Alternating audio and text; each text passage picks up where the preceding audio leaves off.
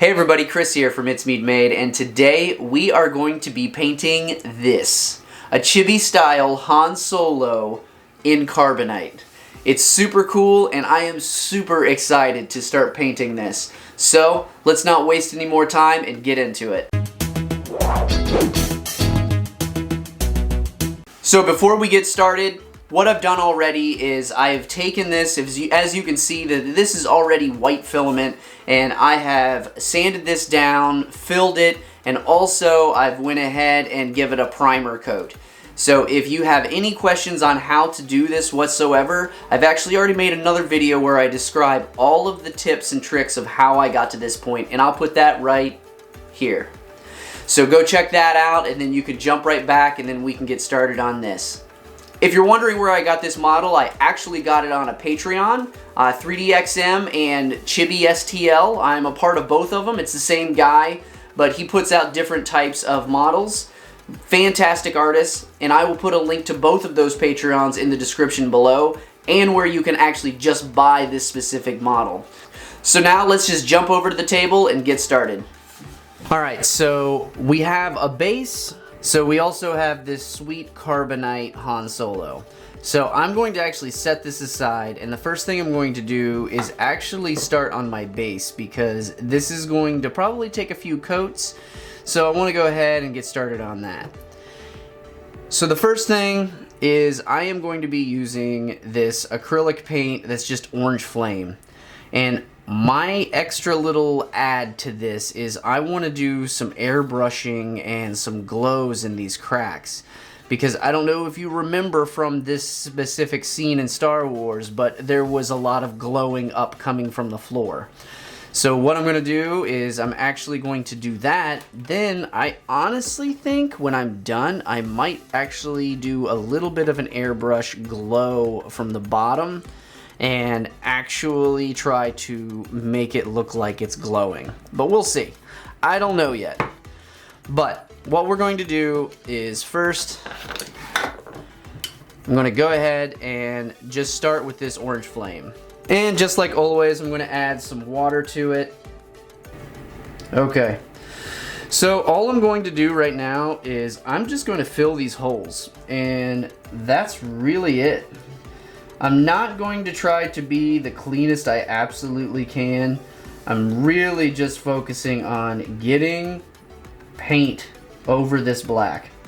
So knowing how this orange is probably going to come straight through, I am just loading it up. And I honestly, for this style that I'm going for, I don't care about, you know, having too much paint in certain areas. The biggest concern I have is I just don't want it blobbed. If it's smooth, like if it's an even gradation in different spots, I'm fine with that. But I just don't want it to be like one huge amount in one spot. So here we go. I'm just going to go ahead and fill in all of these.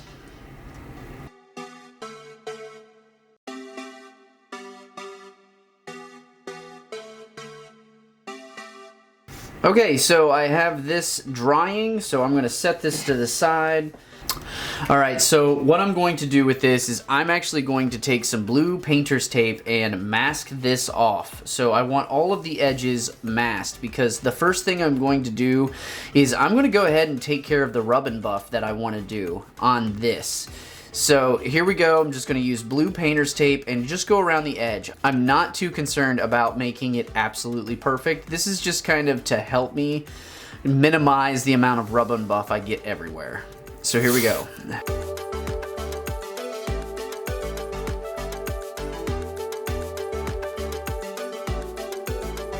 Okay, so now I have this completely wrapped up. So the edges, as you can see, they're not absolutely perfect, but they're good enough because I'm just trying to keep out as much rub and buff as possible. So the next thing is we need to get our beautiful rub and buff. So this is just a wax metallic finish, a silver leaf. If you're not familiar with rub and buff, I highly recommend you watching this video right here. and this one will tell you the basics of rub and buff and how to use it. So I'm just gonna jump into it and get the tools we need. Okay, so I got my spouncer, my paper towel, and obviously my silver leaf. And I also have my glove for safety. Typically the hand I'm using with the spouncer, I never actually touch anything. It's the hand that keeps moving everything around that I get stuff on me. So I would not advise getting this on your skin, and also this does have an odor to it, and I would either wear a mask, a respirator, or have this in a well ventilated area. So just a little safety precaution there. So there was quite a bit build up in my actual tube in the cap, so I'm just kind of scraping that out so I can use it for later and it doesn't go to waste. Okay, put the cap back on. And the biggest caution I'm always going to tell everybody every single time we use this, a little bit goes a long way. So be sure you get it rubbed off enough and then just lightly go and just do a little bit at a time. So I'm gonna go ahead and start down here first.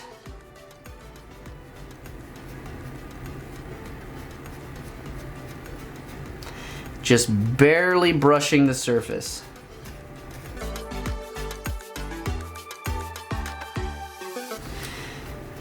And the one thing about rub and buff is you usually want to hit the surfaces that are raised a little harder, just to have those raised patina looks, and then you don't really force a lot in the more deeper parts. That way you can get some of those really cool, you know, textures to come out.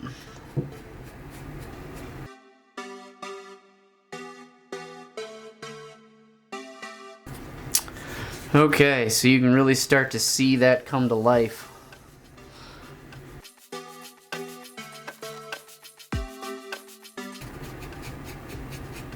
So if you've noticed, I've gotten this far and I still haven't added any more to my spouncer.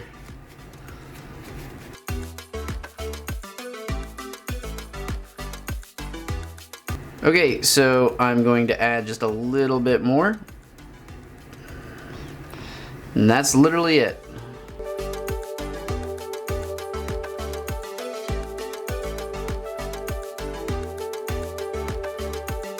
Alright, so I have him completely done, and now I'm going to remove the tape. Then we're going to take care of the frame. So I've gone ahead and rub and buffed everything here, highlighting and pushing on some of these main top ridges and areas, then doing a little bit lesser in the shadow areas. So let's go ahead and remove this tape. Don't need my glove anymore. And I am done with this spouncer. So after we're done with a rub and buff spouncer, we typically throw it away. So goodbye. Okay, and just to be honest, just looking at it right now, I would call this done and still be super happy with it. But we're not. We're going to make it even better and be even more happy with it. So what I'm doing next is we have all of these different little controls on the side. The whole thing is going to be black except these controls. So I was looking at real pictures from the movie, and that's kind of how it was. These were all silver, and there was a bunch of different like little dials and things like that. And that's what I'm going to do. I'm going to mimic that same thing. So right now I'm wanting to have this. This is going to be a gloss black, and then these are going to be more of a metallic. So I'm going to use one of my metallic paints for this. So let's go ahead and start painting these. I really decided I want this thing to just go pop all the way, so I'm going to go use this brushed silver. The other one I was thinking about is this nickel, and it is just a little bit darker, but I want to kind of go as bright as I can with this because this is going to be pretty sweet when I'm done. So I'm going to go ahead and I'm going to put some of this in my paint tray over here. And remember, as always, I never water down my metallic paints. They are thin enough and they coat beautifully without needing to do so. So I am trying to not make a huge mess with these. I am going to say that right now, but I am not worried about it, you know, getting on the black at all, because for the sheer fact that all of this is going to be gloss black. So I know I'm going to paint it over again, and gloss black will definitely cover it. So I'm really going to just fill every bit of this in and get it real good. And I'm using a finer brush so I can get in there with the details and make sure I don't get any blobs. And it's a good thing always to have tweezers on hand, because if you see any strings or anything like that, you can always just kind of grab them and then rip them out of there, and everything's going to be perfect with your print.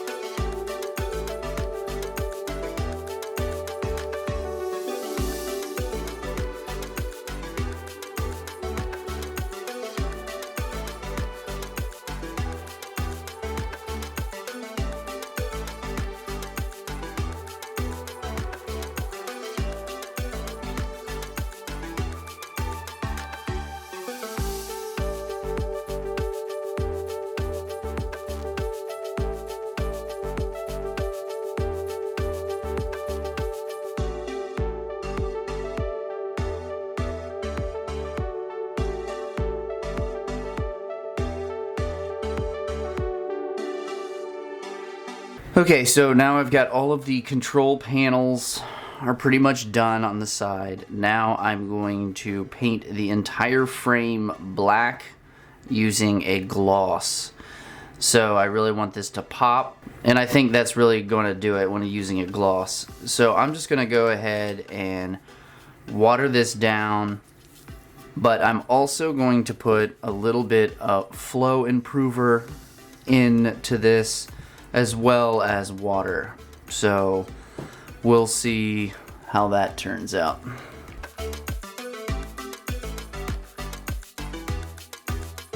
So I'm just going to be using a brush with a nice point so I can trim around everything, and then I'll use a bigger brush to get all of the big surfaces. And as always, I'm using my handy dandy magnification glasses. If you haven't seen these before, I will leave a link to them in the description below. I absolutely love these things. They allow me to see, and I recommend them for anyone that has eyes.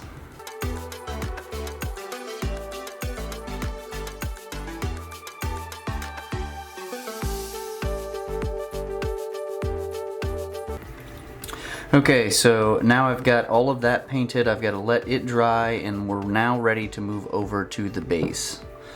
So I'm gonna head over to the airbrush booth and do the next effect I'm gonna be working on with that. Okay, so now I am going to airbrush this to have a glow on the outside. So I'm going to be using this Amsterdam ink to actually create that glow. So I'm just going to do small layers over and over and over to see what I can get on the orange. And then I'm going to be painting the black by hand. So, alright, so here we go.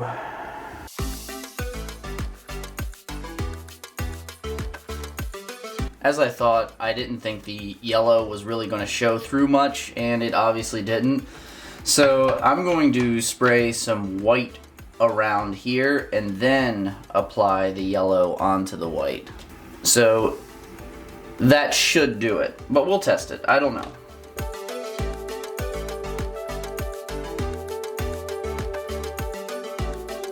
So that really gave me what I was going for.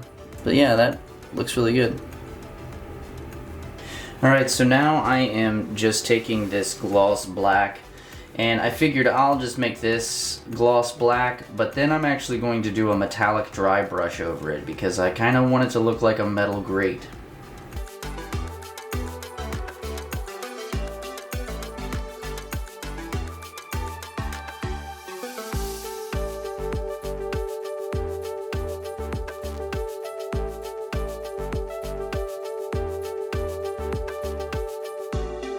Alright, so now I have a gloss coat on it. It's looking really nice, especially with that gradient. And now I want to do a dry brush, a very light dry brush metallic. And I'm going to use this nickel, the one that I didn't want to use on the actual Han Solo part, but I wanted it a little darker and I'm going to use it on this. So here we go. I'm going to be using a little brush for this dry brush because I'm going to not overload this. I'm just going to be using a little bit of dry brush in different spots. Alright, so that brush does not get me what I want, so I need a wider brush because I don't want a bunch of streaks. I want it to be an even coat, so I'm going to be using this wider brush.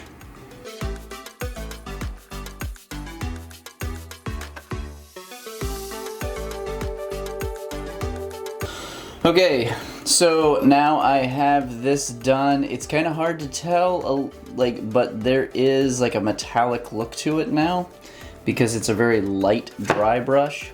Because of the gloss, it really kind of conceals it, I guess, when you're looking at it at the light. Yeah, you can kind of see it. Hans, I would say, is almost done. So he still has a little bit of things that I would like to do to him because I kind of want to make this base, physically make this thing glow. So I'm thinking about masking this off and like spraying it with my airbrush. So let's see. Okay, so I have the grate here and then I have my Han Solo in Carbonite. What I did was I went ahead and put a few little strips and I cut them the exact width of these planks, so you can see here that they match up where these planks are, the walking planks, and then the gaps are where this glow is coming from. So what I'm going to do is I am going to take my airbrush and just kind of spray this way while letting these naturally just block. I'm not going to mask them down hard. I just want them to be able to kind of provide somewhat of a little barrier because the light will bleed, so, and I want that. I just want it to have those lines so the shadows actually look like it's coming from the floor. So let's jump over to the airbrush booth and see what this is going to turn out like. Alright, so I am still going to be using this deep yellow, and I'm also going to put a drop or two of white in it because I know that just yellow alone is not going to do a lot. And I'm not going to overdo this, mind you, but I do want to make sure I get it.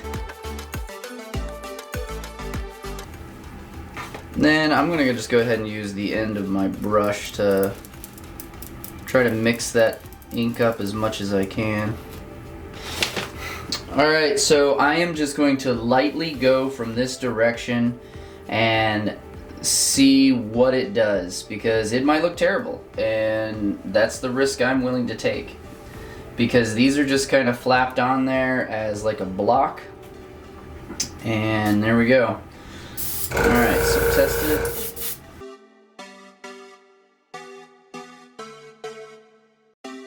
Now I'm going to take these off. I want to see what it looks like. Yeah, I think I want to just hit it lightly.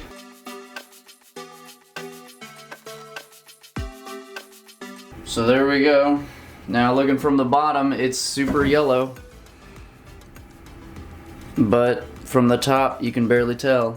It's a good little highlight effect. So let's take it over to the table. Alright, so here is our finished Han Solo in Carbonite chibi. I thought he turned out really good. I am super happy with him. And even though I was just kind of experimenting and seeing, you know, if this highlight was going to work out, and it totally did. So that's one thing I would definitely encourage you to do, is don't be afraid to experiment with stuff, because you never know what's going to turn out, and you might find out there's a new technique that, you know, you can get amazing results with. Thanks a lot for sticking around and watching this video. If you have any questions, please feel free to leave them in the comments below. I hope all of you have a great day, and I'll see you in the next video.